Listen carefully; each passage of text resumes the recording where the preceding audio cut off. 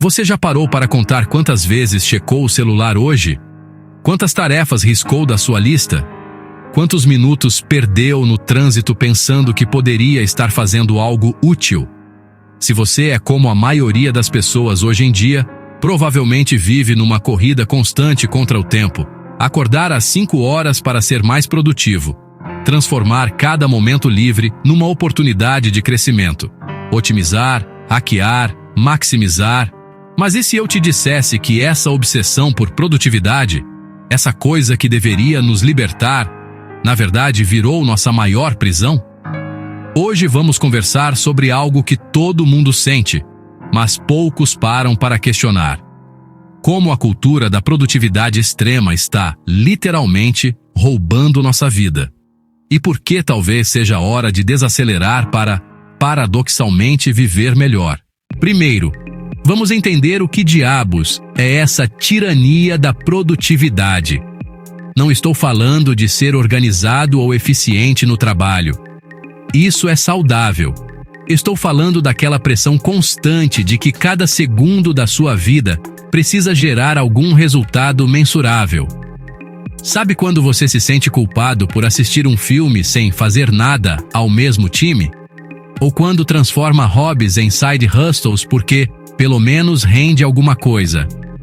A tirania da produtividade é quando você vira refém da própria eficiência.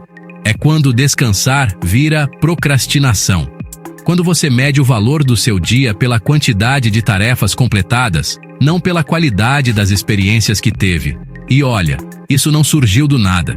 Vivemos numa cultura que fetichiza o hustle, que glorifica a exaustão como sinal de dedicação.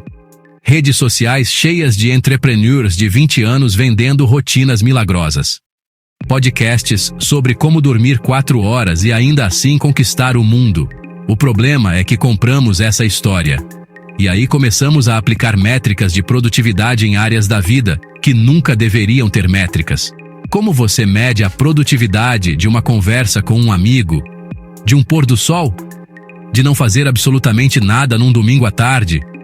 A verdade inconveniente é que viramos máquinas de fazer e esquecemos completamente como simplesmente ser. Vou te contar alguns sinais de que você pode estar preso nessa tirania. E olha, não é julgamento. Eu já passei por isso também. Primeiro sintoma. Você não consegue mais fazer uma coisa de cada vez. Tá sempre em multitasking. Ouvindo podcast enquanto faz exercício. Respondendo e-mail enquanto almoça. Checando notificações enquanto conversa com alguém. Sua mente nunca está 100% presente em lugar nenhum. Segundo, você transformou autocuidado em produtividade. Medita porque melhora o foco para o trabalho. Malha porque aumenta a energia para render mais. Come bem porque otimiza a performance. Até o descanso virou estratégico. Terceiro, você se sente culpado por momentos de improdutividade. Aquela sensação estranha quando você simplesmente para e não faz nada. Como se estivesse desperdiçando tempo precioso. E o quarto, que talvez seja o mais cruel, você perdeu a capacidade de curtir o processo. Tudo virou sobre o resultado, sobre o próximo objetivo. Você não consegue mais apreciar o caminho porque está sempre focado no destino. Sabe qual é a ironia de tudo isso? Essa obsessão por produtividade está, na verdade, nos tornando menos produtivos. E mais importante, muito menos felizes. Estudos mostram que pessoas que vivem nessa pressão constante têm níveis mais altos de ansiedade, depressão e burnout. Relacionamentos mais superficiais. Menos criatividade, porque criatividade precisa de espaço, de ócio, de momentos improdutivos. É como se estivéssemos correndo numa esteira cada vez mais rápida, mas sem sair do lugar. Então, como a gente sai dessa prisão que nós mesmos construímos? Primeira coisa, reconhecer que produtividade não é uma virtude moral. Você não é uma pessoa melhor por fazer mais coisas. Seu valor como ser humano não se mede pela sua lista de tarefas completadas. Segunda, redefinir o que é tempo bem gasto. Às vezes, a coisa mais produtiva que você pode fazer é não ser produtivo, permitir que sua mente divague, ter conversas sem objetivo, olhar pela janela sem pensar em nada específico.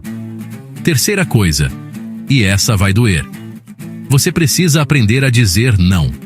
Para projetos, para oportunidades, para aquela mentalidade de que mais é sempre melhor. Às vezes, menos é mais libertador. E quarta, cultivar o que eu chamo de momentos sagrados. Momentos em que você não está tentando otimizar, melhorar ou conquistar nada. Está apenas sendo. Pode ser bebendo um café sem checar o celular. Pode ser caminhando sem destino.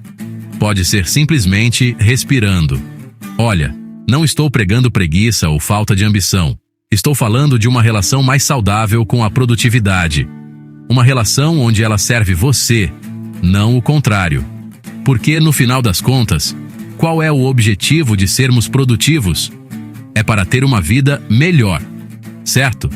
Então, se a produtividade está atrapalhando a vida, alguma coisa está errada na equação. Então, para fechar essa conversa, que tal você fazer um experimento comigo?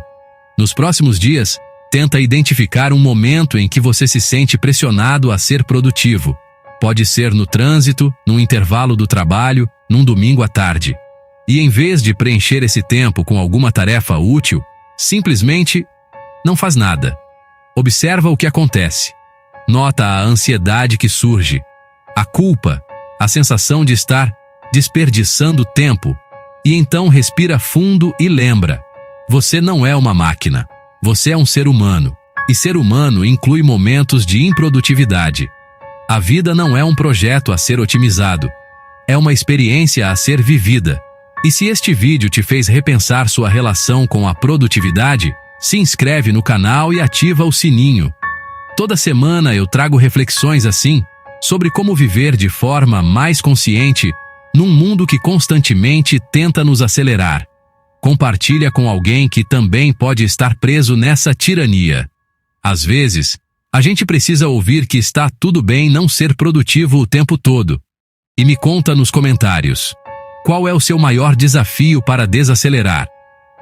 Vamos construir essa conversa juntos. Até a próxima. E lembra, às vezes fazer nada é fazer tudo.